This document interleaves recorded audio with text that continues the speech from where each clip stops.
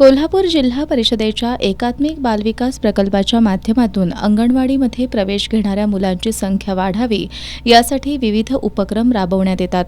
याचाच भाग म्हणून बालविकास प्रकल्पाधिकारी अश्विनी केरले यांच्या मार्गदर्शनाखाली पुलाची शिरोली इथल्या अंगणवाडी क्रमांक 234 नागाव फाटा इथं प्रवेशोत्सवाचं आयोजन करण्यात आलं होतं. यावेळी पर्यवेक्षिका श्रेया लगारे यांनी मुलांचं स्वागत केलं.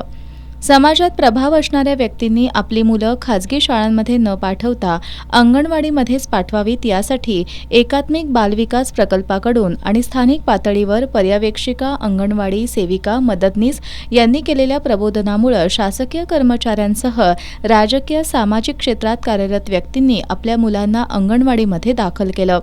यामध्ये राष्ट्रवादी काँग्रेस शरद पवार गटाच्या सहकार सेलचे जिल्हाध्यक्ष संजय शिंदे यांच्यासह इतरांचा समावेश होता. प्रवेशोत्सवाच्या निमित्तानं भरवलेल्या आकार प्रदर्शनाला तसंच सेल्फी पॉइंटला विद्यार्थी आणि पालकांनीही चांगला प्रतिसाद दिला. प्रवेशोत्सवाच्या यशस्वीतेसाठी अंगणवाडी सेविका पद्मजा सोळांकुरे, मदतनीस नम्रता वडार यांनी परिश्रम घेतले.